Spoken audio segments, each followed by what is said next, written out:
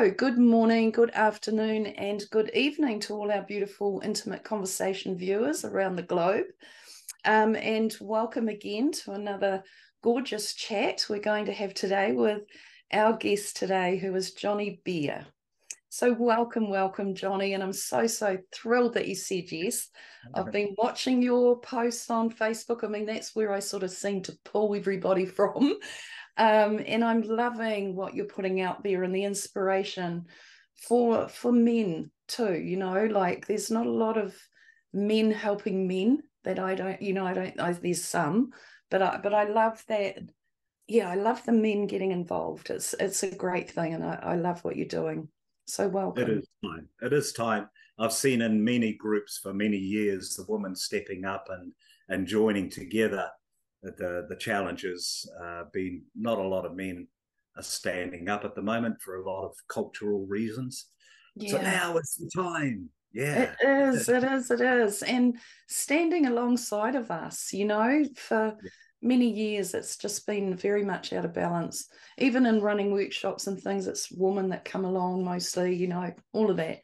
But no, there's some gorgeous men out there doing gorgeous work. So thank you. Yeah. I'll just read your intro here and let people see and hear who you are, and then we'll get into this beautiful convo that I know we're going to have. So Jonny is a change maker and a visionary guide to conscious collaborative living.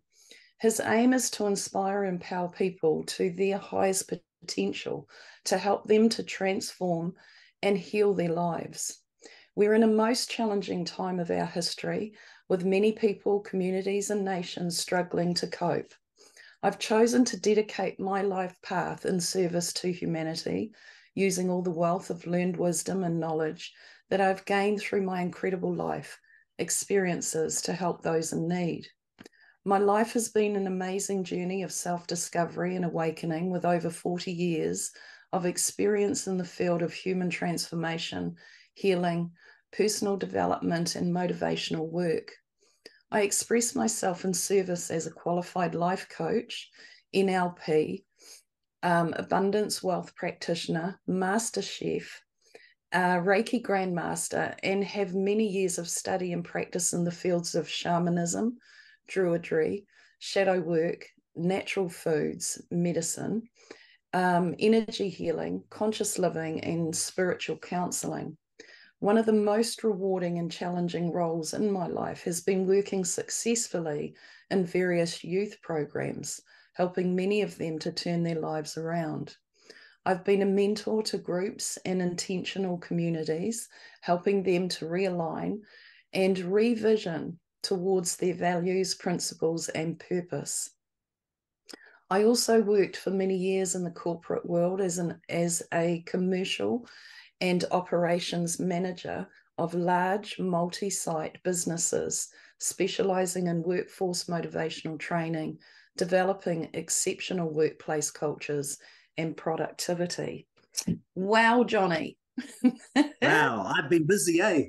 Whoa. What a great, oh gosh, collection of beautiful things in your kitty. Gorgeous stuff. Thank you. So, Jonny, one of the first questions I always ask everybody is, were you an awake, aware child, consciously aware of that you were more than this physical body as a child? Were you that? And if so, how did that work in your family? If not, how did that work in your family? And how did you become, you know, aware, awake, doing what you're doing today? Well, great question there. I had, from myself, I express more as a clairsentient, which means I really feel things empathically. And the thing was, as a child, I thought everybody else sensed and felt, you know, the spirit world and nature. And life has a funny way of throwing us curveballs. Mm-hmm. So as quite a empathic child, I was born into a family constellation that was quite intense. Without dropping down into the story, there was a lot of childhood abuse and a lot going on.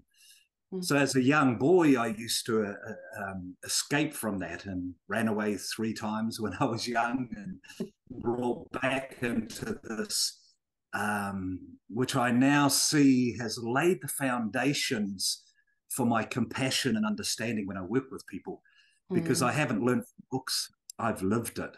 Yes.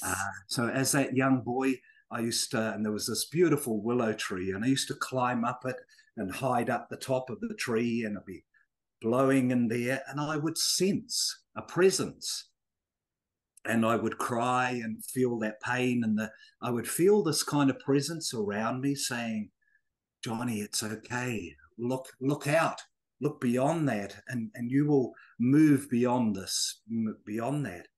And I really didn't know what that meant. But as I did shamanism and inner child work, I actually went back to those times, and I realized it was me in the now, out of time, as a shaman, as a healer, going back and supporting my inner child as I went through this. And it was kind of challenging, because in the area that I was in was a lower socio group, and with a quite stepfather who came in. And his story was he was in the coal mines at 12 years old in Scotland. And then he went into the army and he was in the SAS. So there was no option as men to kind of unpick all of that trauma. So he came to New Zealand with all of this inside him. And the only time, unfortunately, it would come out was when he would drink alcohol. So that was kind of the foundation. Then at a very early time in my life, at 15, it was like, Jonny, boom, and I got kicked out of home. Best thing that could have happened to me. Very painful at that time. But wow, so began this exciting journey.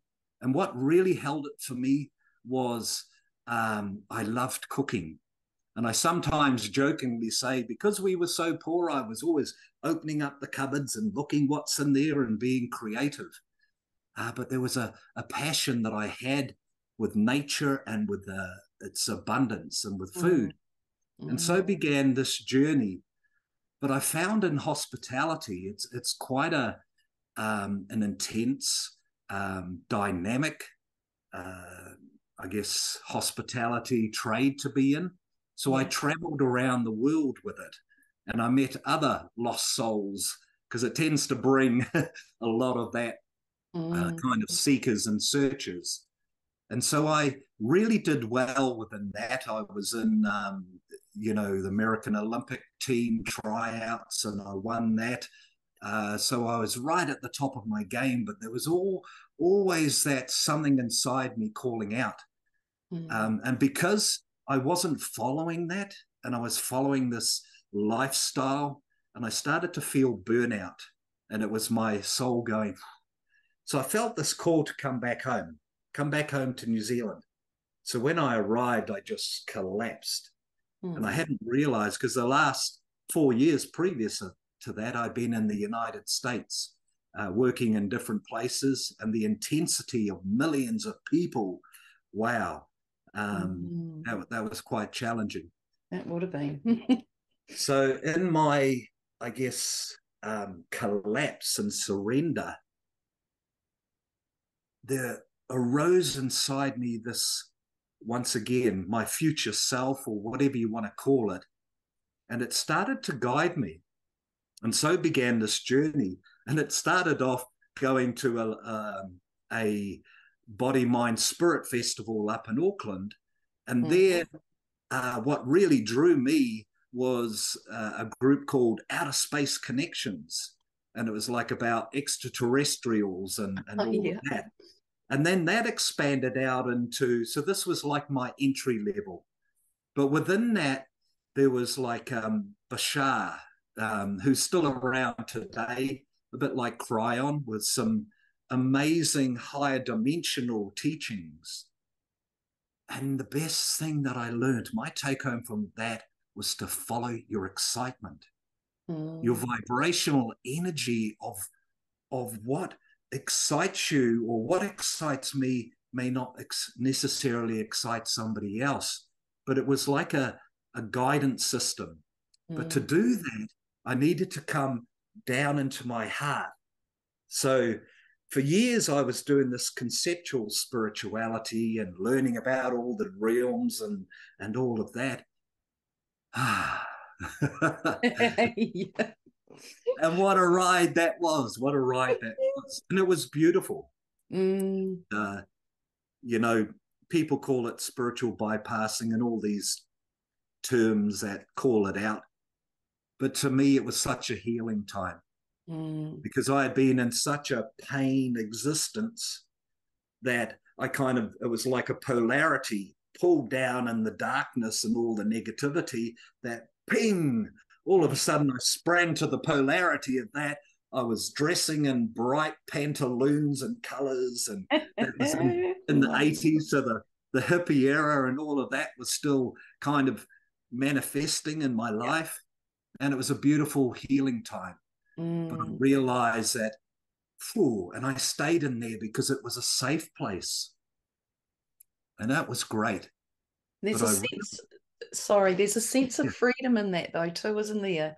You know, just sort of sinking into that. I can just be whatever I am, whatever I am, whoever I am, I can be that. And Lovely. thank you for raising that, Mandy, because that's the biggest thing in the work that I do now is in this third dimensional existence and the craziness, the madness that's going on for a lot of people. It's causing a lot of fear and pain and anxiety and all of that. And for us light workers, it's so important not to raise above it all and bypass it, because the greatest teachings I've had is within it, but not to get it's like not to, you see somebody suffering, not to jump in the hole with them, but to be that light and to guide them. That's and so the greatest thing that I learned was I'm not a human with a soul, but I'm a soul having a human existence. And if I try to bypass the human existence and to step up in this elevated state, which does serve us, and bypass the human experience, I don't learn as much. And so it was important for me in my journey for other people. And I've got lots of friends who say, no, for them, they stay as a light. But when I have people come, when I've got a 9-year-old child there that wants to kill himself, having this elevated existence and saying, well, you chose that to come into this world and this is your soul contract. It doesn't help them. No. It doesn't serve them. But to come into my human form with a human empathy, not sympathy, but empathy and compassion, and to listen deeply, to listen deeply without the intent to reply or to fix them. The spirituality may come later if they so choose, but at that time, there's all this trauma, as I had, all this unhealed trauma through my journey that I've learned various ways through shamanism, druidry, NLP, life coaching, just how I can do that.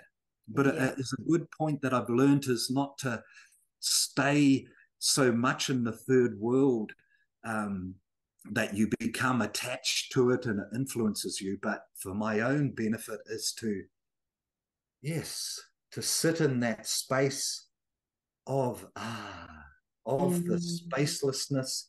And it's like plugging myself in again, recharging. Yeah. And that's the biggest lesson that I have as a light worker is and I'm working with a lot of light workers and people who are getting drained because it's like boom, and we are batteries. We're batteries, and if we're not recharging ourselves and plugging ourselves into that universal life force energy, and that's what I would do. I would crash and burn every so often because being empathic and getting caught up into it and that, it does hurt sometimes. It does. Finding a Absolutely. balance between that. Yes.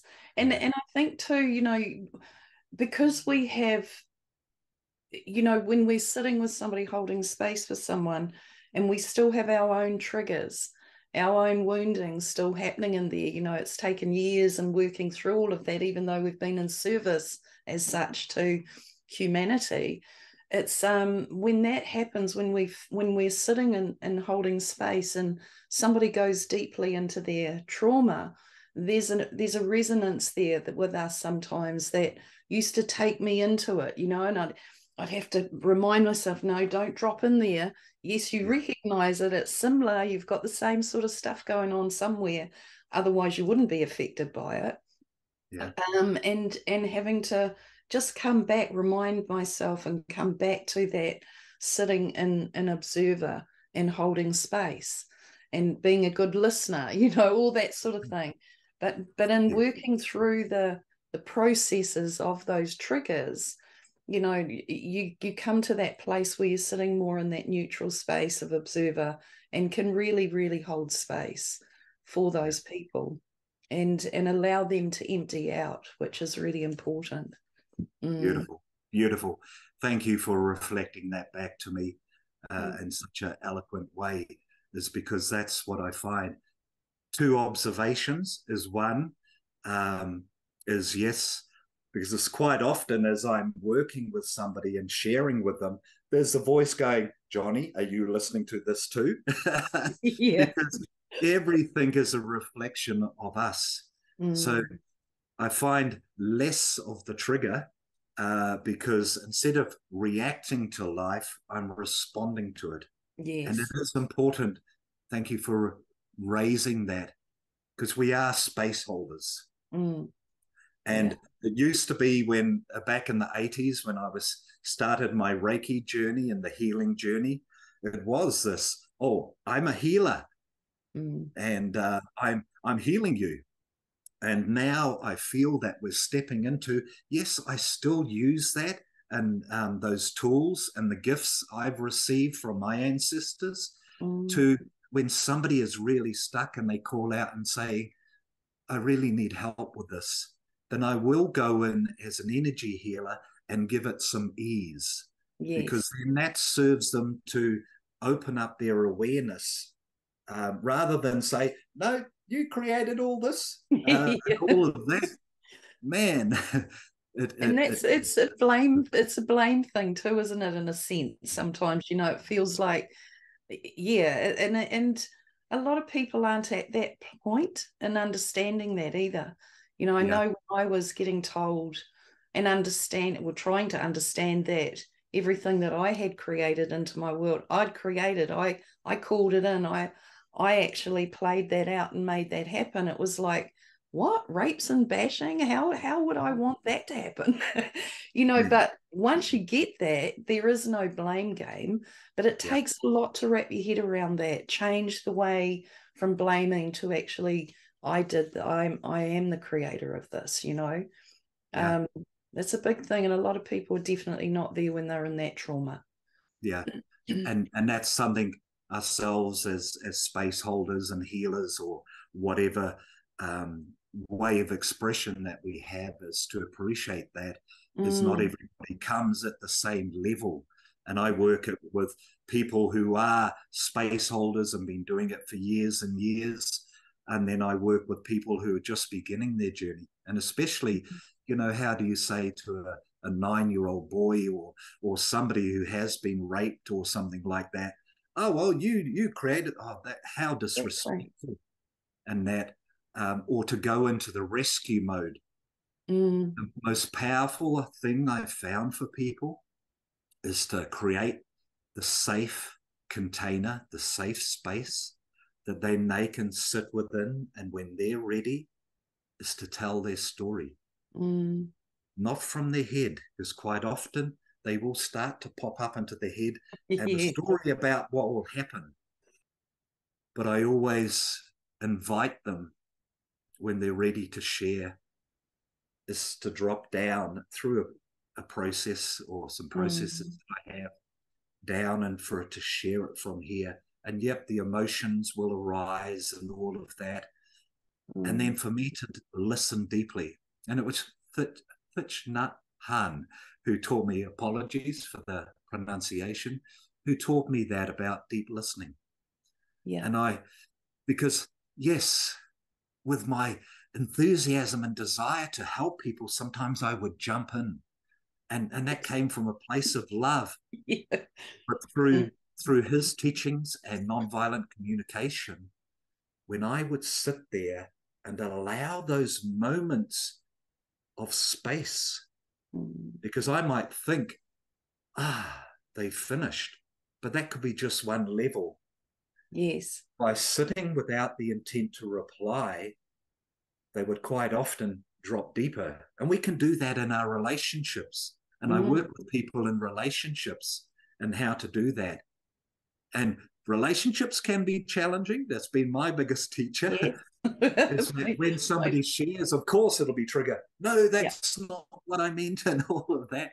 And Yeah. it's like when we sit deeply, it allows our partner to explore that space because Mm. they know that they feel safe, that you're not going to jump in, as challenging as that can be. And Yes. then in that safe space, more comes out, deeper levels, Mm. allows them to drop deeper. And Mm. then you start really going into not only this lifetime, but through the shamanic work that I do is the family constellation, the genetical lineage that's stored somatically in our body. They're Mm. attaching to that. So not only their inner child and their trauma, ooh, then it starts and I'm because in the soul whispering that I do, already as soon as somebody connects, or I might even get a sense of somebody connecting, I'm already working at the soul level. And Yeah. then in that connection, I'm following the soul lines. It's like a spider web, and there's the mother and the father, and the joining of these two lineages, but not just Mm. genetically. We have soul constellations or soul groups that are not always genetical lifetimes. Sometimes they're soul lifetimes. That's right. So, yeah, with all of this, it kind of brought me after my Dancing with the Fairies days, and that was beautiful. I did a course called One Brain, which was about balancing. And I was in this community that was left brain, right brain. And they were trying to form a community. And the people who were coming in would try to logically, and well, if I'm investing in money, how's that going to work? And Right. there's the other people who are like, oh no, just trust in the universe. It's all, and it'll flow. And I was sitting somewhere in between through this course. And I'm going, well, yes, I'm in form, but I'm attached to the formless. And so Mm. this formless that's coming through in this human form. So began my dance with form and formlessness. Right. And if I stay completely in this formless, elevated state, what's the purpose of being in this form? And at one Absolutely. stage in my shamanic journeying, and I was in this beautiful dimension, and I went, wow.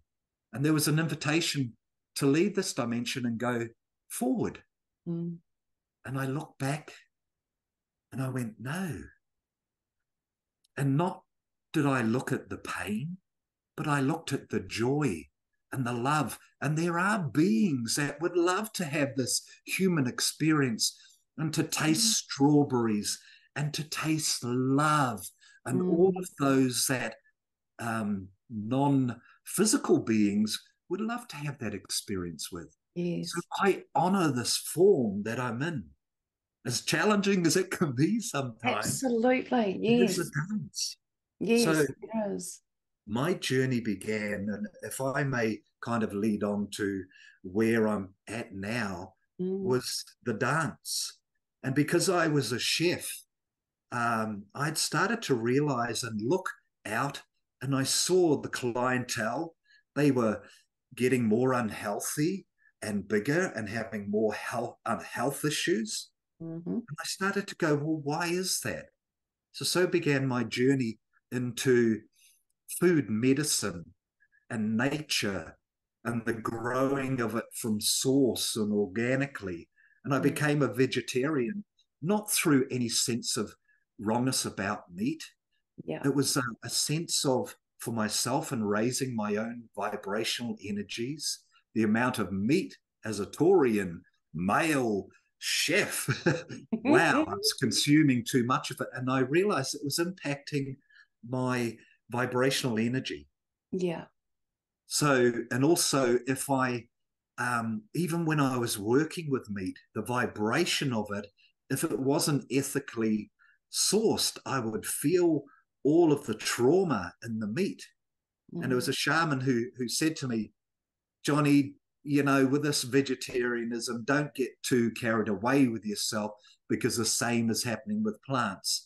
The same is happening with water. You know, whatever we're taking in, music, sound, everything to me is vibration. Yes. And whatever we're consuming in vibration, wow, has an influence on us. Does. So my journey began in food. So I thought, well, I'll write about this. You know, by my awareness, I did a course with Don Tolman, a beautiful man who has whole food medicine. And I embraced that, a few years of learning about that.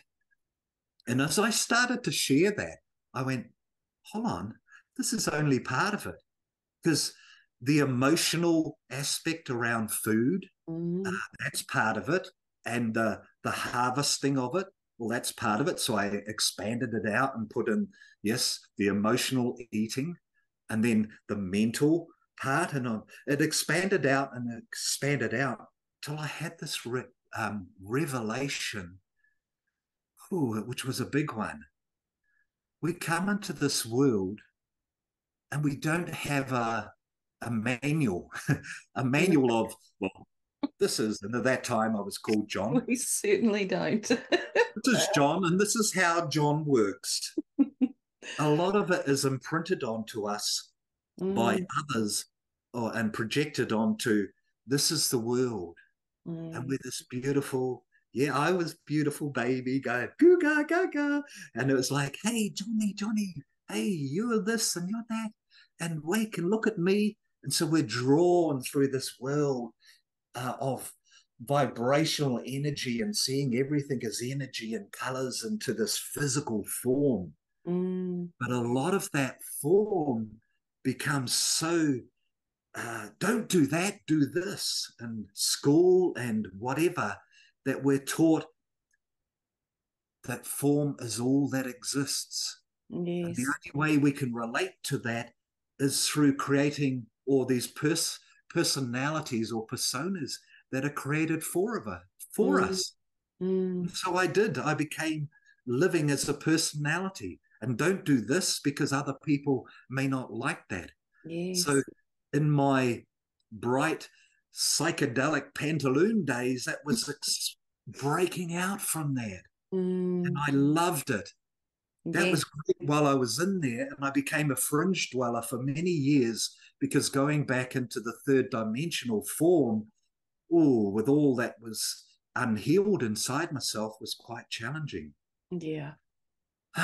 So to sit and with myself in form, no matter what is going on around me, but not separate from it, not contained or reacting to it, but sit within it and own that I am part of it all, was one of the greatest revelations. So that's where it started as a cookbook and then it morphed on, and it's been a 10-year journey. And I got it to the stage now where I put it as an online course. And even in that, I'm going, well, hold on.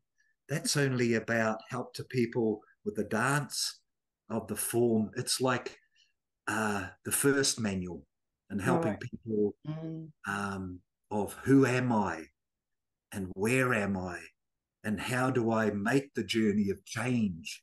So that's just in the first 2 modules. It's a 5-module thing. And then it starts to explore, as we start to make changes, what gets in the way? The counter intentions, the old stuck energy and stories into us. How can we change over our story? And so that's the first part of it. And then I start to explore, well, if I'm not my story, if I'm not my personality, then who am I? And that can be quite fearful. But it Yes. can be, what I like to do is help people to reframe it. Once they're stepping out of their trauma and their story and saying, well, actually, yeah, it's okay to be you, but I don't know who I am. So that begins that journey of, well, who am I? And Yeah. it's like, well, let's tap into those deeper aspects of yourself. And that's where the shadow work comes in. The shadow work, we sometimes think shadow work is, ooh, that's the scary stuff. And it can be, as we delve and we see shadows, darkness, and negativity as a wrongness. But sometimes in our life, and for me, I had hidden in my shadows some of my talents, my gifts, my healing gifts, my artistic expression, my Yeah. music. Oh, Jonny, you're no good at art. And oh, draw this square box, rather than I wanted to go, wee. And that, no, you can't sing, because I had a voice. I had a voice that was more deeper, that high pitched youth voice. And so it's, no, boy, you can't sing. You want to sing in the choir? Right, then just mime. And man, the shame Wow. felt. And I've gone to voice activation courses and sat with a whole lot of people with similar stories, how our talents are being shut down. Yes, totally. And it is. Mm. So that's kind of Wow. where I'm at, is with this Transform and Heal Your Life course that I'm putting it out there. Yeah. And it's not that everyone has to do the whole thing. I find that I'm picking bits and pieces and customizing it for where people are at. And the first thing I Beautiful. tune in is, where are you? And where would you like to be? And the first thing I get, especially with youth, is, I don't know. And I says, thank you for being honest. Instead of creating this amazing story, it's actually sitting there and surrendering and saying, yeah, I don't know. I don't Yeah. know who I am. I don't know where I'm going. And even a lot of light workers, healers, and people in this field are feeling stuck. Yeah. Even with all this stuff that I've got, I still got bowled over. Yeah. And if I think that now I've got it all together, then wow, life will come along and go, yeah, right, mate, and throw something in.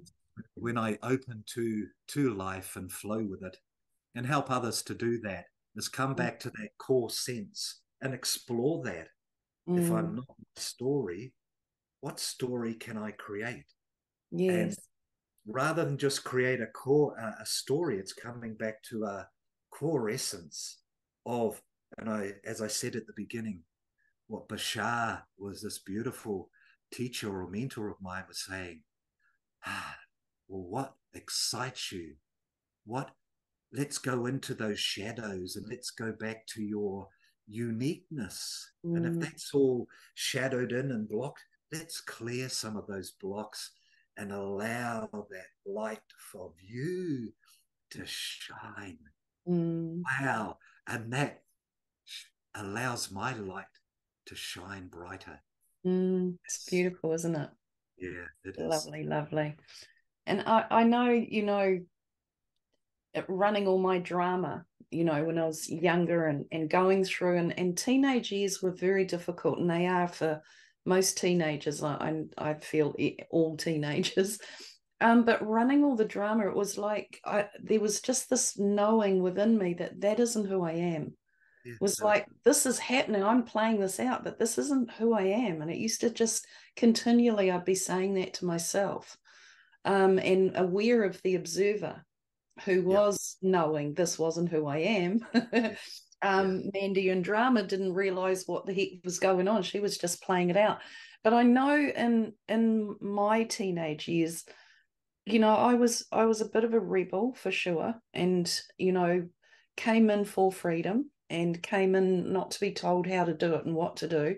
yeah, So as a young person, that was defiant. You were a little bit of a rebel, yeah, and so I was always in the principal's office, and I was always, disrupting the class and seeing the injustice that was going on from those who were in charge as such, fully abusing really some of the students in the class. And I would be the one that stood up and in favor of them, standing up for them.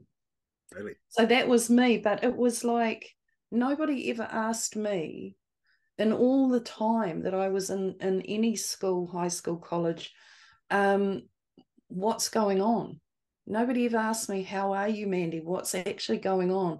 yeah, Because parents at home were great, but my brother is quite a bully. And so I was being bullied all the time at home.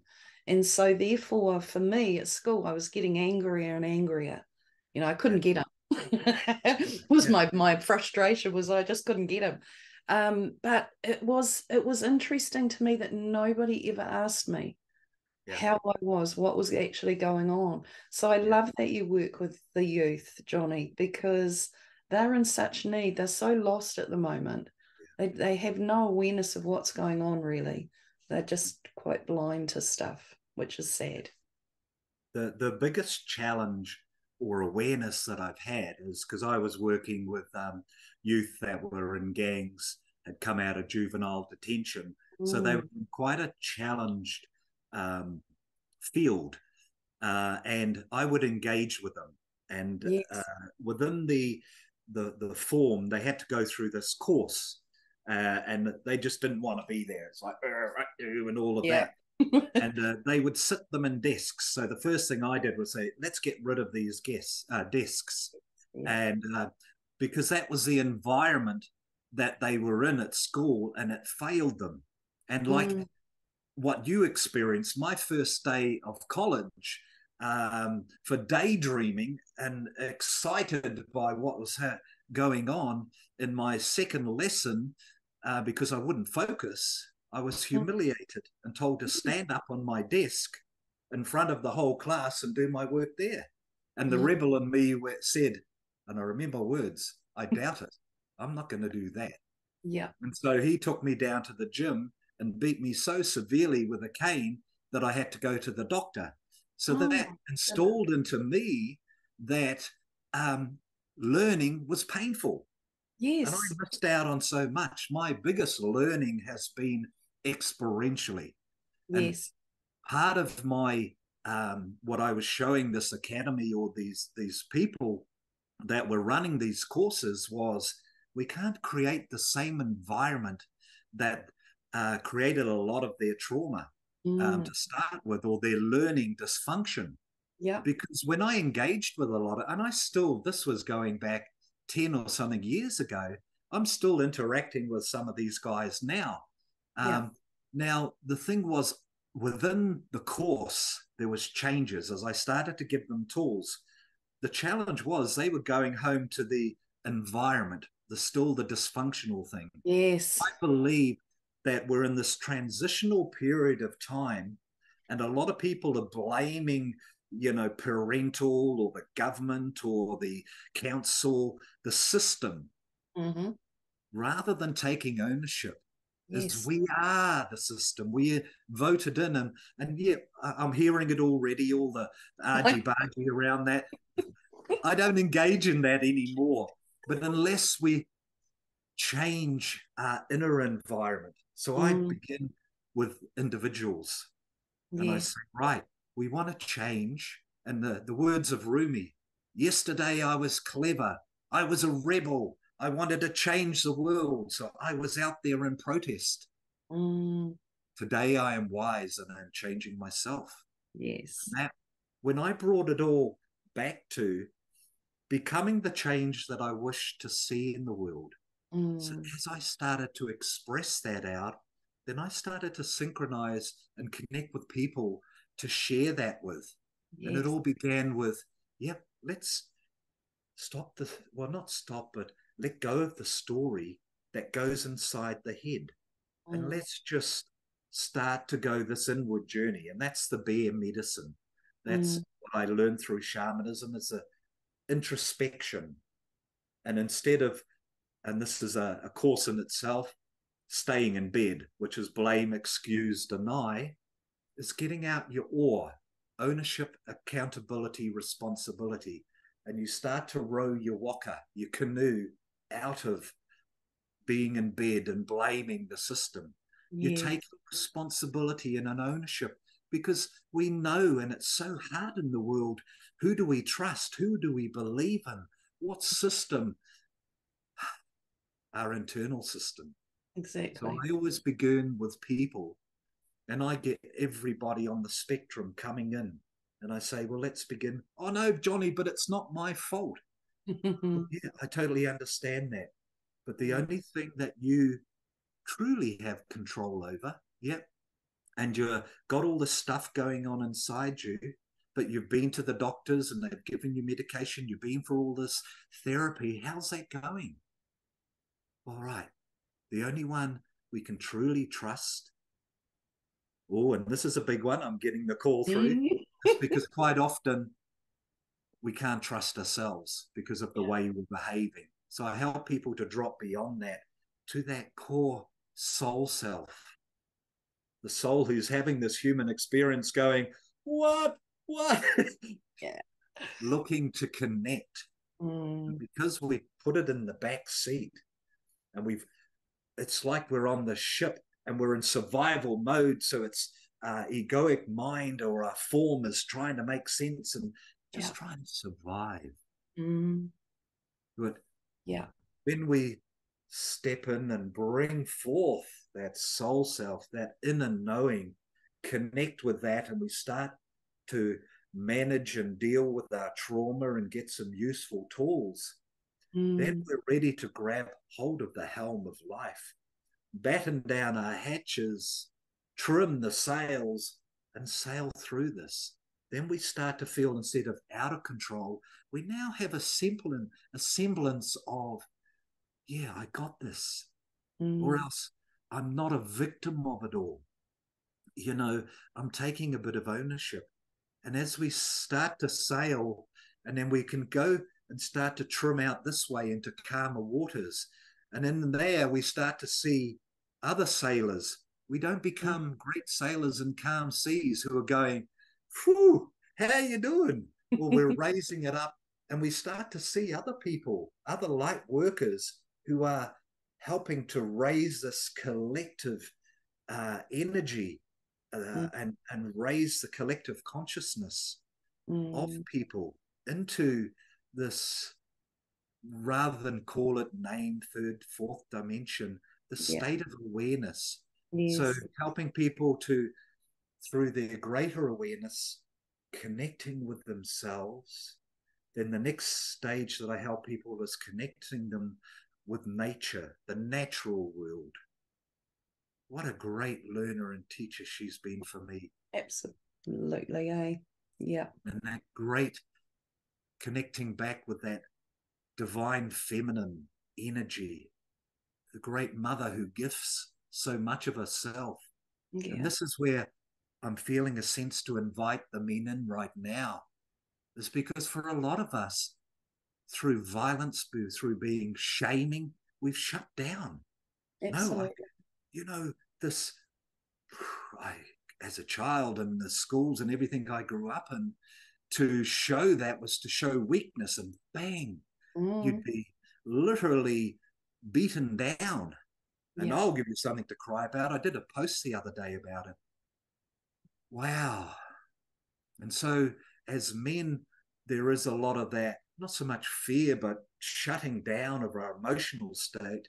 But Yeah. also, as women have arisen, and I've been sitting in groups, sharing circles, and various spiritual expressions and festivals, and that, where beautiful women have stood up in their power, but also in their rage and their anger about all of this that they have felt from the, and I used to think patriarchal was men, but no, it's a masculine energy. Yes. And it is. So without getting into the big story about that, so I lived in shame.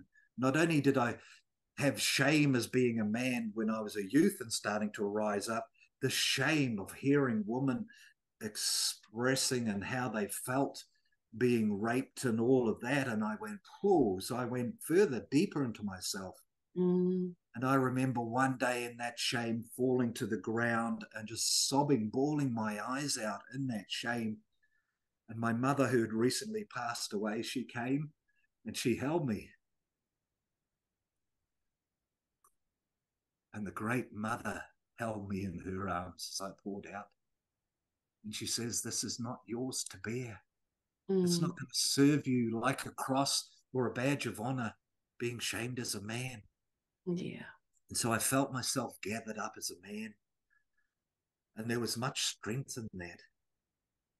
And so many women have said to me as I've got in contact, not just with my masculinity, but with my femininity, my Mm. love and my compassion, as I've seen over the years, women starting to get in contact with their divine feminine and Yeah. standing in their power, I've gone, well, what does that look like as a man in these days without being accused of, oh, you're being a man and that's aggressive?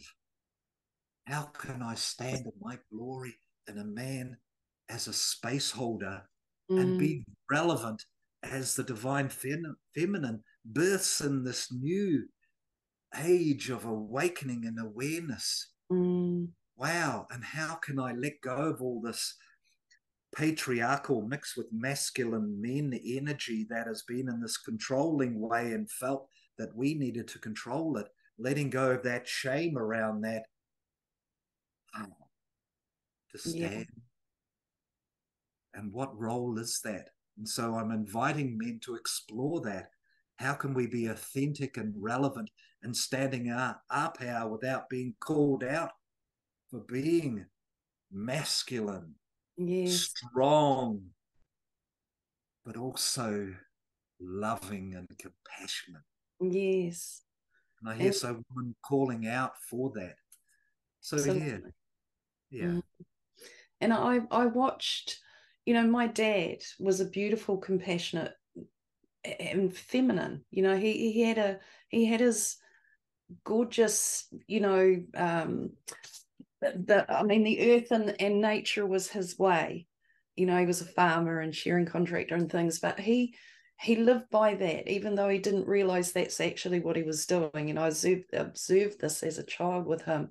And as I grew into this world with him, he showed me how the masculine didn't have to be always hard, yeah, and I watched him struggle with that sometimes with other men, being around his brothers or his father or all of yeah, that, who were always in that understanding that we have to be tough and strong and all of that sort of thing. But I'm seeing it today in many men too, with their struggle to come into that feminine, that more softer space within them, and they are already in that, but to allow it to be seen, is their struggle today. And I do feel for them. I really do. I have, watched many go through the journey of coming through into that beautiful balance. And it's a gorgeous thing to witness.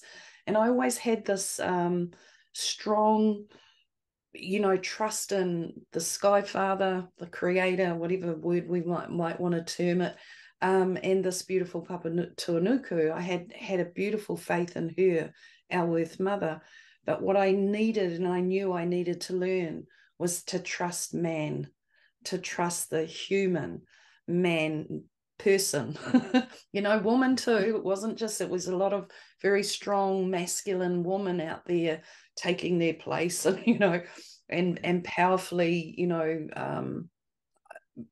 pushing through, bulldozering, through. And so for me, it was that learning to. And when I looked at my name, even Mandy, man die. You know, it was like allow the man, the masculine, the power of control and all of this force to Yeah. die. You know, allow it to die.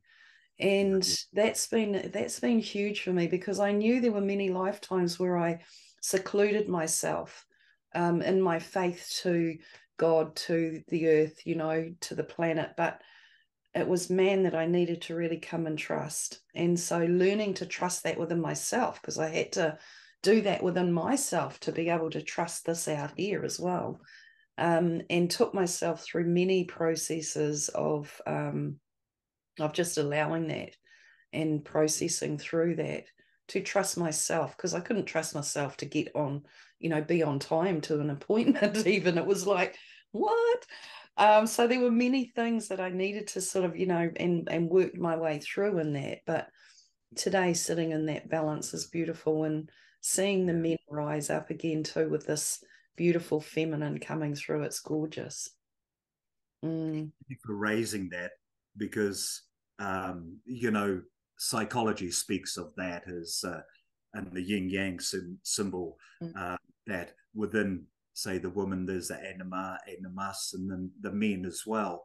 Mm. Um, Listening to yourself and awareness came in, as I'd like to share that, especially here in New Zealand, the archetypal man, um, or masculine, which is quite dominant, is the warrior, Yes.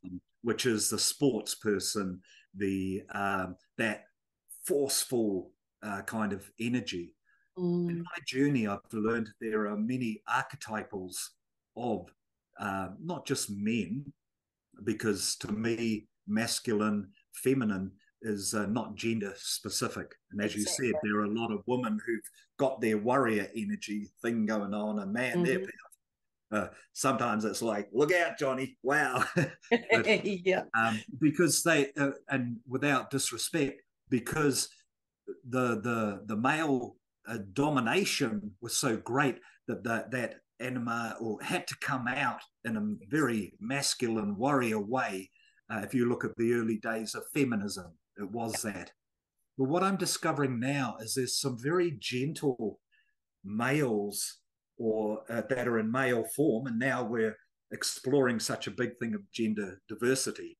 Mm. But within that, um, I feel that there's new archetypals that are coming in, and Mm. instead of just the archetypals of, say, if we look at the masculine side, well, they're not just gender, but the warrior. There's also the magician, the king, the lover, the fool. I mean, they're all archetypals that Freud and Carl Jung have spoken of for many years. Yeah. But now we're entering into this new dimension where there are, especially autism and people that they're kind of labeling there. Man, Mm-hmm. there's beings coming in who are just blowing these archetypals, which have served us in this third dimensional Yeah. way. So I've got these beautiful souls that are coming in, and they're trying to exist in third dimensional, and they're going, no, you've got ADHD, PSY, and giving them something for it, or creating a Yeah. wrongness. Man, these beautiful beings are here to help raise that, but so many of them are getting shut down. They So are. that's part of my journey, is to help. Mm. So thank you for reflecting that back, as how Mm. challenging it is it been for women amongst that. And so I have so much respect for the early pioneers of women that now allows, and not just women, the people who fought for our freedom, and that to Yeah. allow us to stand here and express ourselves in that. And that's Mm. why reaching out not only to men, but to anybody. Yeah. Now is the time for us to stand in our own power, whatever that is, and play with it and have fun. And because fun and laughter and joy is such a light Mm. energy. Yeah. Yeah. Yeah. So yeah. And it's time, you know, when we look over the last few years and we see what we not lost, there was a lot gained, but a lot of people lost their mojo. They lost their track of where they were heading. A lot of happy went. There was a lot of that sort of the higher realm stuff, of our love state and compassion, and all of that sort of just went. And now I'm finding people are slowly thawing out again, and coming back into those places of joy and gathering with in love spaces, and being held in those places and sharing and opening again. And it's such a beautiful thing to witness, and I'm being a part of, as well. It's gorgeous. And I think we've definitely turned a corner in the sense of our awareness here on the planet, and as humanity and these bodies having experience in this form. And I see more and more people now that are really stepping away from the old narratives and the old ways of doing, and moving more into their own creative way of being and living life on their terms, their creative terms. So it's a really beautiful thing. One of the things I'd like to ask you though, Jonny, is how did you get Jonny Bear? Where did the beer come in? I, as a child, the vibrational energy of, I guess it was like, I wasn't a naughty boy, but I was always active and out there. So that Yeah. kind of, John, come here. And if it got to John Ward, I knew I was in a bit of trouble. And if it ever Yeah. got to John Philip Ward, then look out, I would start running. So not so much the vibrational energy, but I never really resonated with it. And see, the native indigenous people of Turtle Island, America, and a whole lot of cultures, they may give you a name that people can point towards or know you through, but they name you later, and there's a rite of passage. And Right. this is where I work with youth, is because there is no, and men, there's not a lot of rites of passage as you come. So my rite of passage was through a shaman who was a chief of a tribe, and he called me Yona, and Yona meant bear. So as I started to use it, and I'd embrace the Native American culture, I was dressing, because the shaman had said to me, you need to dress like a shaman. And I went, well, why? And they went, well, because you're creating a container, a stage. And if you dress in a suit, and if people come, it's hard for them to open up, Mm, to receive. So once again, going from the bright pantaloons, I had this very shamanic look and feathers and big swords on the side. And it's like, wow, look out, here comes Jonny. Instead of Yona, it became more playful. So I went from Jonny, more playful Jonny, and then Jonny Bear was just a natural progression mm, of this expression, who I am now. So mm, when I talk to family, they still say John, and I go, who? Because I'm not that vibrational energy anymore. There's an aspect of me that is there. And this is where I think allowing people to develop and grow and have their expression. And this is what I'm seeing beautiful young people saying, although sometimes it might be extreme where they're going, I am a chicken, and yeah. wanting everybody else to relate to that, rather than I am Jonny Chicken. So Mm, Jonny Bear for me, and my bear totem taught me about that cave of introspection. So began a lot of my years of going inside my cave, learning the wisdom, learning the shamanism, and then Bear took me outside, and I climbed the mountain with Bear up to the top, and that's where I met the eagle, or Kahu. And Kahu took me on the journey of rising above the form, taking that elevated look, and that's, I use that in my work as introspection. And now that you've kind of gathered yourself, and now it's springtime for you to come out of your cave. For some people, the technique of elevation, or becoming the observer, but seeing the expanded view, which is I call it kahu energy or eagle energy, it does help them so that they're not coming out their cave and all of a sudden running back in the cave. Yes. Yeah, yeah. So yeah, short story that that's It's where the beautiful. And I loved I did a little giggle when I saw the little teddy bear that you use on your post sometimes. And I just loved that, Jonny. I thought this is so gorgeous. And that showed me look, it just opened something up for me with you. It was like I could really relate to that and the sweetness. It just like you were just such a sweet person and so bringing emotion, compassionate and open, which today, oh, it's just so lovely to see and witness. And that little teddy bear, when we did, we went for a month around the UK, Scotland, and my daughter was only just on 5 when we went, and we'd found a ngatia here, a green teddy, beautiful green teddy bear, and it was her teddy. We'd bought it for her, and so when we went on this trip to the UK, she took this teddy with her. So we made up these photos of Teddy at the border at Scotland and Teddy on the Heathrow, tarmac and all of these things. And I was always going to make up a little book for her with that, but it was so cute. And that just, so when I saw your teddy bear, it was like just just took me back into the warmth of what that means, particularly for, I don't know, children maybe, but us too, us, the kid in us, it's so beautiful. it's also the like us bears love to hug, and I have a big Yeah. hug.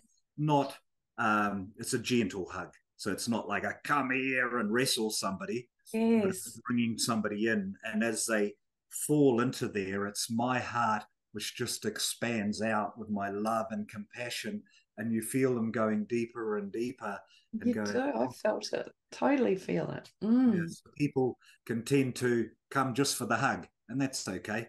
I did one expo, and I sat there in my armchair with a sign which is sitting over there going free hugs, and Oh, that's I didn't do any healing other than well, we're that not meant is it though. because there's serotonin and there's chemicals which are released in those deeper hugs and that. Yes. And so the thing is, with the whole last 2 3 years, the separation and don't touch and all of that, Mm-hmm. and plus as women have stood in their power and there might still be some woundings, as a male I'm a bit more respectful. It's not like I come, right, give us a hug. I invite it, Yeah. and there are some women still healing that, that masculine energy. They're still healing from it, so I just open my heart and share with them in that way. So Yeah. good point, Mandy, really good point. Mm. It's beautiful. No, it's really, really beautiful. And so, Jonny, how do people find you? Like, where can they get in touch with you and all of that? How do they find you? um, as I'm starting to express, it's been important to how do I do that with spiritual integrity? And I've learned all the funnels and marketing and all of that. Mm. I'd like to do it with energetically. So I've just, which starts tomorrow, and it's called the Inner MBA, which is spiritual entrepreneurship. So I'm still learning how to reach out to people from my heart. Yeah. So at the moment, it is through Jonny Bear, my Jonny Bear NZ, which is my Facebook page, or there's the Wellbeing Foundation.co.nz, which is my website. You can contact me through there. So yeah, there's a few different ways, but if you'd like to, because I'm sharing myself and memes and videos and that on my page, and some people find it useful to follow that. So either follow or invite. If you mention, please do mention that if you're coming through with Mandy's, because there's so many people maybe not in integrity and they're Yeah. coming in and there's a lot of scams. So Totally uh, that. I can pretty much suss those out, and And not so much I give them a whammy back down there, that doesn't serve me or anybody, No. but I send love back down and to reflect them. And it might be a casual thing of karma has a funny thing of flowing back onto people. And that, so yeah, so that's the way, either through my website, wellbeingfoundation.co.nz. There's a contact on there, or the best way is through Jonny Beer on Facebook. Beautiful. Yeah, I'll put those links up when we put this out there too. So yeah, beautiful, beautiful, beautiful stuff, Jonny. And I'm so honored to have you on this chat with me today. And yeah, look forward to a lot more of your posts and what you're putting out there. And I will be directing some of those people, you know, if whoever, I'll be directing them through. So thank you so much for all you do. And you know, originally this was about honouring the pioneers, you know, us who've been doing this for a while and holding the light, holding the line. Yeah. Well, you know, I'd have some of that. But... I love yours. At least you don't have to worry about it in the morning. Yeah. So yeah, it's great to chat with a lot of the pioneers that have been, you know, holding the fort. Awesome. So thank you for all you do, and much love to you and your family. And yeah, we'll see you out Wonderful there. Sandra says hi as well, and thank you for this opportunity and the platform you create. It feels so light and to be able to flow through that, and that's how I'd like to share, or we'd all like to share ourselves in a way of love and integrity. So thank you. Beautiful.